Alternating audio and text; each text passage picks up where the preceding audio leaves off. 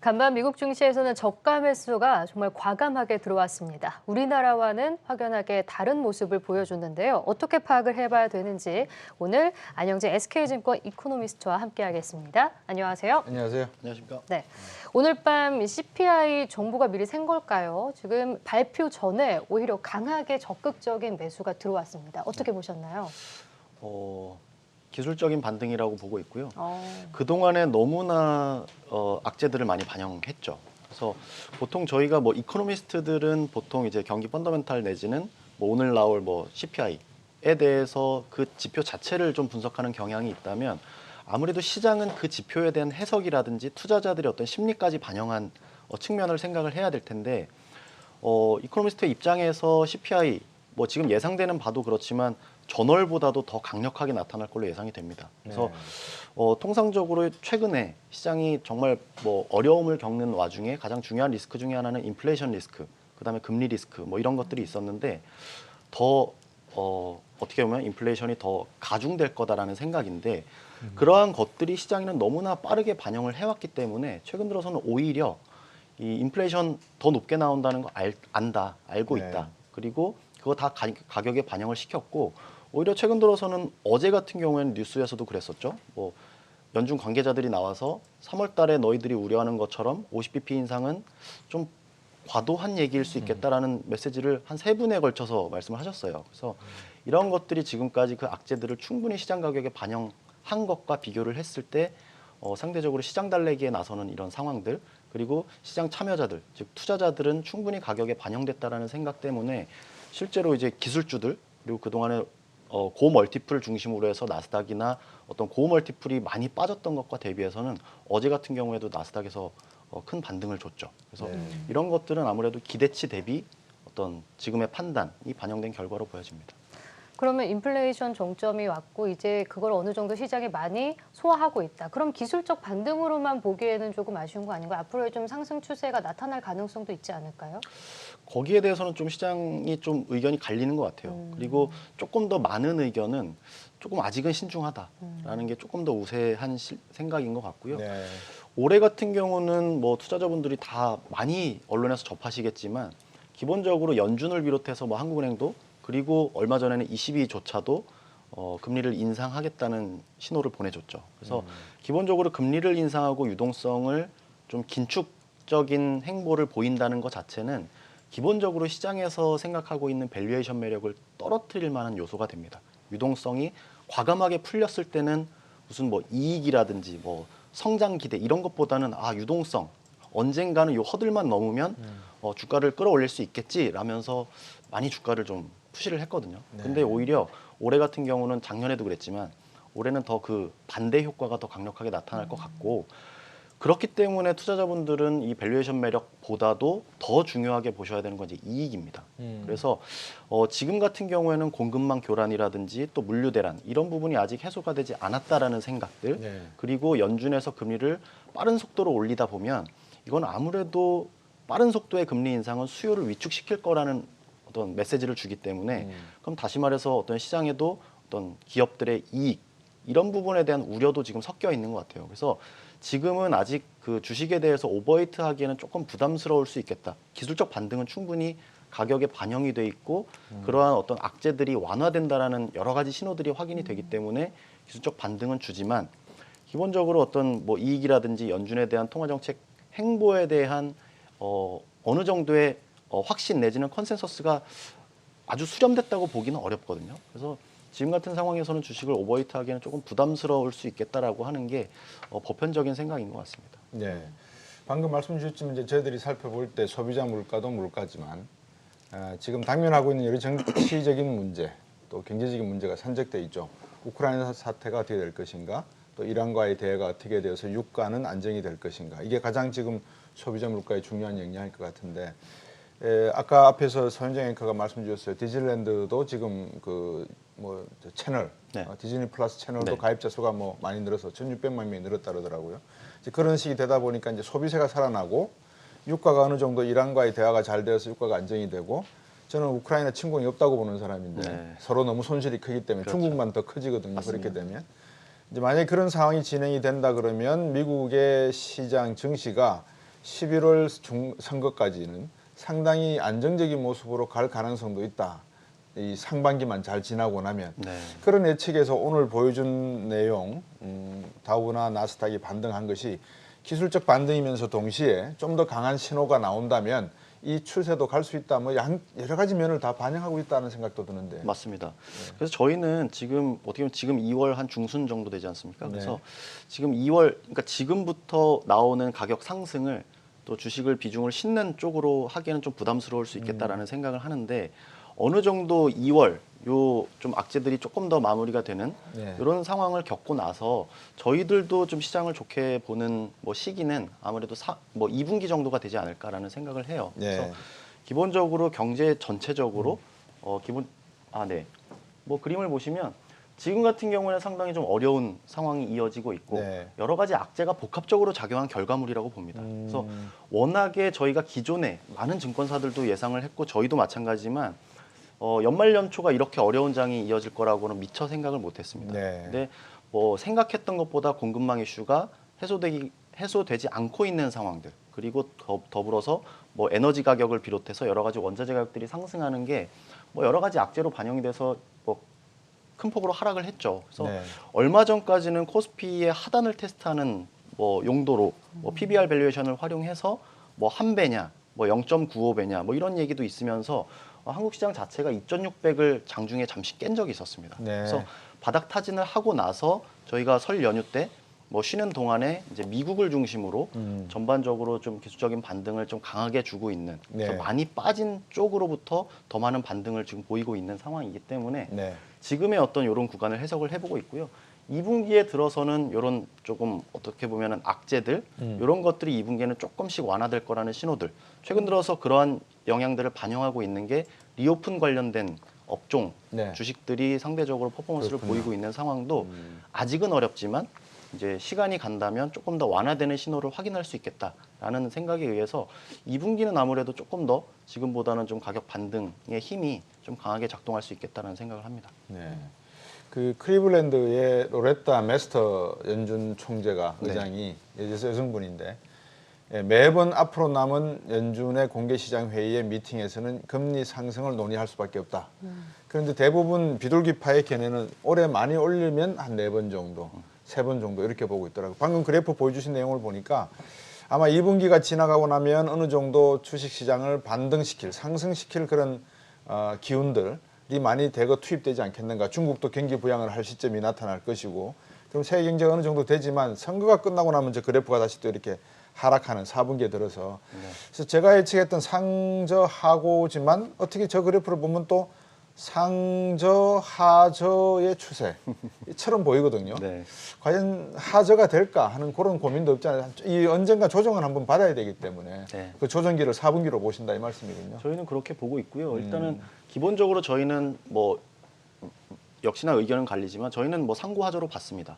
상고하저로 봤고 오히려 지금 연말 연초에 악재들이 피크아웃하는 과정에서 상반기 때 더 퍼포먼스를 받을 수 있겠다라는 생각이었는데 기존 생각보다는 연말 연초에 그런 악재들이 더 강했다라는 측면이었고 그래서 그 시점이 조금 더 이연돼서 2분기 때 조금 더 시장이 좋아질 수 있겠다는 생각을 하는데 여기에서 말씀하신 것처럼 여러 가지 악재들이 조금 더 개선이 되면서 또는 중국도 이제 올림픽 끝나고 3월 달에 양회를 거치면서 경기 부양책을 꺼내들 수가 있습니다. 네. 그래서 이런 것들은 긍정적인 포인트가 될 것 같은데 저희가 이제 뭐 4분기 또는 연말로 갈수록 좀 지수에 대해서 조금 보수적으로 보는 이유는 결국은 말씀드렸던 것처럼 지금은 가장 중요하게 봐야 되는 게 실적인 것 같습니다. 네. 이익.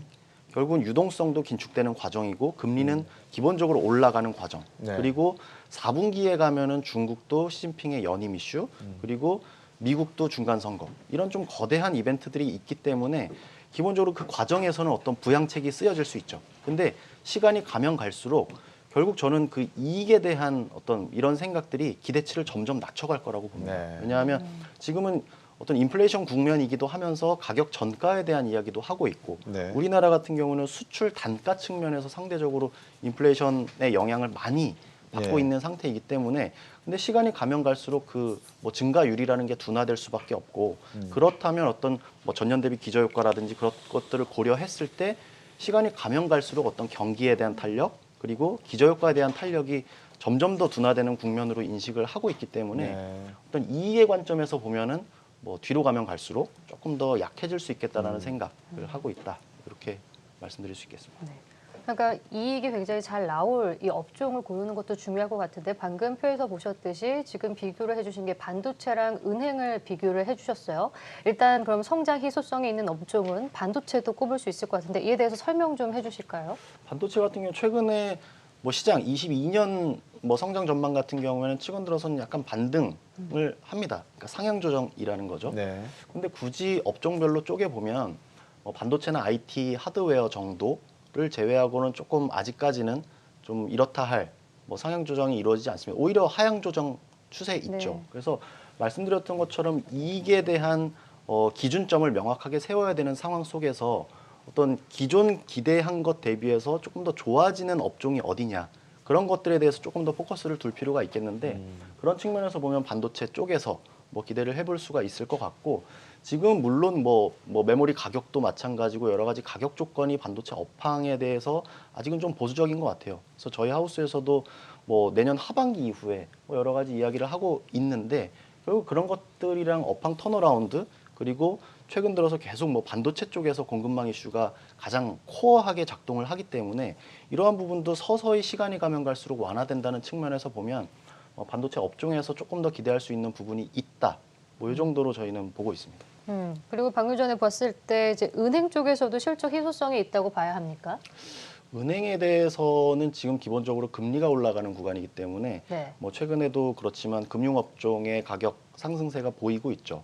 그래서 이 부분은 분명히 뭐 절대금리 레벨이 올라간다는 측면에서는 뭐 은행 쪽에 기대해 볼 수 있는 포인트가 있을 것도 같고 오히려 반대 측면에서 해석을 해보면 뭐 장기금리는 올라가는 과정에서 단기금리가 사실 더 빠른 속도로 올라가기 때문에 장단기 금리 차가 축소되는 방향. 근데 장단기 금리의 축소라는 얘기는 경기에 대한 시그널 자체가 좋다기보다는 나쁜 방향으로 해석될 여지가 있거든요. 그래서 금리 레벨은 기본적으로 어떤 마진 폭에 대해서 금융업종에 대한 긍정적으로 볼 수 있는 포인트가 있겠지만 기본적으로 그 Q 측면에서 생각하는 경기 내지는 어떤 대출을 일으키는 그런 과정에서 본다면 지금 뭐 정부나 뭐 중앙은행의 방침 자체가 점차 이걸 줄여나가는 과정이기 때문에 뭐 금융업종에서는 상당히 좀 이견이 있을 수 있다 이렇게 네. 판단을 하고 있습니다. 네. 그리고 저희 안영진 연구원께서 지난번에 나왔을 때 환율은 원달러 환율만 봤을 때 1,200원이 고점일 것이다라는 네. 전망을 해주셨어요. 이에 대해서 한번 설명을 부탁드릴게요. 전망 어떻게 하고 계신가요? 뭐 리뷰부터 하면은 네. 뭐 작년 3, 4분기 계속 달러 강세됐죠. 그러면서 뭐 계속 저희들이 생각을 해왔던 달러 강세 원화 약세가 쭉 진행이 되었던 과정이었던 것 같고 지금 입장에서 보면 여전히 그 생각 변함없습니다. 1,200원을 고점 인식이라는 생각을 하고 있고 최근 들어서 글로벌 외환시장, 국제 외환시장에서도 달러화가 뭐 달러 인덱스 기준으로 고점을 찍고 서서히 내려오는 과정으로 보고 있고 그 과정에서 동시에 원달러 환율에 대한 고점 인식이라는 얘기는 기본적으로 외국인 투자자들 입장에서 보면 환차 이익에 대한 생각을 할 수 있는 그러니까 우리 시장에 대해서 그렇게 생각해 볼 수 있는 여지는 있거든요. 네. 그래서 기본적으로 저희가 뭐 연간으로 보면 달러 강세를 쭉 보고 있지만 순환적인 국면. 그래서 아까 뭐 시장 이야기할 때도 드렸지만 악재가 피크아웃하는 과정이라고 한다면 결국 외환시장에서도 가격 변수이기 때문에 기대치가 반영돼서 어떻게 그 기대치가 변화해 나가느냐. 그래서 악재의 피크아웃이라는 포인트를 가지고 그리고 더불어서 최근 들어서 22에서 다시 지금까지는 연준이 긴축 얘기를 꾸준히 해왔다면 이제부터는 22가 새로운 변수로 추가가 되면서 유로화 강세를 촉발하기 시작했다. 그러면 이런 순환적인 관점에서 달러화에 대한 고점 인식, 원달러 환율도 기본적으로 1,200원을 강한 저항선으로 하는 상단으로 인식을 하는 상태에서 상반기는 저는 오히려 1,100원대 초중반까지도 내려갈 수 있다라고 보고 있고요. 그러면서 동시에 맞물려서 생각하면 저희가 2분기 시장을 좋게 보는 포인트, 외국인들이 주도할 거다라는 생각이고 하반기로 가면 갈수록 어떤 시장에 대한 내지는 뭐 경기에 대한 판단 자체가 조금 바뀌면서 또 환율은 다시금 US 자산, 달러 자산으로 귀결이 될 수 있겠다라고 해서 뭐 환율 전망은 기본적으로 저희는 지금을 기준으로 보면 V자 전망을 하고 있다 이렇게 보시면 되겠습니다. 우리 시청자분들이 아마 3월, 4월 제가 계속 강조를 해드리는데 말씀으로 2분기부터 이 증시가 어느 정도 반등할 수 있다 없다의 내용은 이 자본시장, 금융 리스크에 중요한 초점들이 있어야 될 것 같아요. 네. 간단하게 한 정리 한번 해주시죠. 어떤 것들이 있는지. 뭐 올해 같은 경우는 리스크 뭐 저희는 크게 세 가지로 진단을 합니다. 첫 번째는 인플레이션 리스크, 두 번째는 지정학적 리스크, 세 번째는 금리 리스크. 이렇게 세 가지로 보고 있고 이거는 뭐 저희가 뭐 연간으로 계속 끌고 갈 수밖에 없는. 그래서 인플레이션도 피크아웃은 하겠지만 절대 레벨 자체가 결코 과거에 우리가 지난 30년 동안에 봤던 그런 그림은 아닐 것이다라고 네. 평가를 하고 있고요. 지정학적 리스크도 최근 들어서는 뭐 러시아 우크라이나 사태로 많은 이야기를 하고 있지만 뭐 요 며칠 상간에 뭐 미국이 중국에 대한 여러 가지 법안 마련을 그렇죠. 했다든지 또 제재 기업의 리스트에 올렸다든지 네. 또 이런 것들이 결국은 뭐 연말로 갈수록 중간 선거나 시진핑 연임 이슈와 관련해서 어떤 지정학적 불안을 계속 야기할 수 있겠다. 그리고 마지막으로는 금리에 대해서는 금리가 상승한다는 얘기는 주식시장 입장에서 보면 뭐 조달 코스트가 높아지는 동시에 밸류에이션을 떨어뜨리는 요소로 작동을 하거든요. 그래서 네. 기본적으로 저희가 시장을 바라볼 때 금리가 상승한다는 얘기는 경기가 동반되지 않는 이상은 조금 리스키하게 볼 필요가 있겠다라는 생각으로 요 세 가지 리스크를 저희가 연간으로 계속 좀 주시하고 있다. 이렇게 좀 정리를 해볼 수 있을 것 네. 같습니다. 그렇다면 마지막으로 인플레이션 시대에 필요한 투자 전략은 어떤 것들이 있을까요? 네, 요 참 뭐 극단적인 이야기도 가끔씩은 드립니다, 제가. 그래서 저희 뭐 기관 투자자분들 같은 경우에는 뭐 주식을 아예 비울 수가 없습니다. 그쵸. 계속 이제 가져갈 수밖에 없는 이슈이기 때문에 그 중에서 어떤 업종을 살 거냐 내지는 네. 어떤 방어 업종으로 좀 피해 있을 거냐 이 비를 어디로 가서 좀 피해 있을 거냐라는 이야기도 많이 하는데 저희 뭐 개인 고객분들 같은 경우에는 실제로 계좌를 비워도 크게 문제가 없기 때문에 그래서 그런 어떤 오를 수도 있겠다라는 어떤 기회 비용 내지는 어떤 그런 뭐 불안감이 있을 수도 있겠지만 네. 저희가 보는 올해 같은 경우는 시장의 난이도가 상당히 어렵기 때문에 올라갈 수도 있지만 그 흔들리는 변동성 장세에서 느낄 수 있는 스트레스가 너무 강할 수도 있을 것 같아서 네. 기본적으로 저희는 금리가 올라가고 어려운 시장에서는 조금 현금에 대한 재평가도 필요하다. 지난 2년 동안 마치 현금을 아주 가치가 없는 걸로 평가해왔던 시기였다면 이제는 다시 한번 현금에 대한 재평가가 필요하다는 생각도 하고 있고요. 주식을 하는 입장에서 보면 업종 선별이 상당히 중요할 것 같고 뭐 쭉 말씀을 드렸지만 저희는 뭐 고멀티플에 대해서는 조금 지양을 할 필요가 있겠다라는 생각이고 오히려 이럴 때는 실적의 가시성이 보일 수 있는 업종 내지는 올해 키워드 자체가 인플레이션과 금리라면 거기에서 수혜를 받을 수 있는 업종을 선별하는 게 필요할 거고 그런 측면에서 저희는 지금 뭐 뽑아온 게 뭐 에너지를 비롯해서 저희 원자재 같은 경우에는 계속 좀 강하게 평가를 하고 있기 때문에 네. 원자재 관련뿐만 아니라 네. 뭐 경기 민감 업종도 뭐 상대적으로 오히려 이 고멀티플보다는 성장주보다는 그런 쪽으로 조금 더 밸류를 두고 있고요. 그리고 기본적으로 이런 구간에서는 필수 소비재 같은 경우에도 뭐 음식료 같은 경우 아까도 뭐 CJ 제일제당도 나왔지만 뭐 이런 업종들 같은 경우에는 상대적으로 좀 유리할 수 있겠다라는 생각을 하고 있어서 전체적인 자산 배분 측면 그리고 주식에 어떤 들어갔을 때 주식의 업종 배분 뭐 이런 측면을 조금 신중하게 고민을 해보셨으면 좋겠습니다. 네, 알겠습니다. 오늘 말씀 여기까지 듣겠습니다. 안영재 SK증권 이코노미스트였습니다. 고맙습니다. 고맙습니다. 고맙습니다.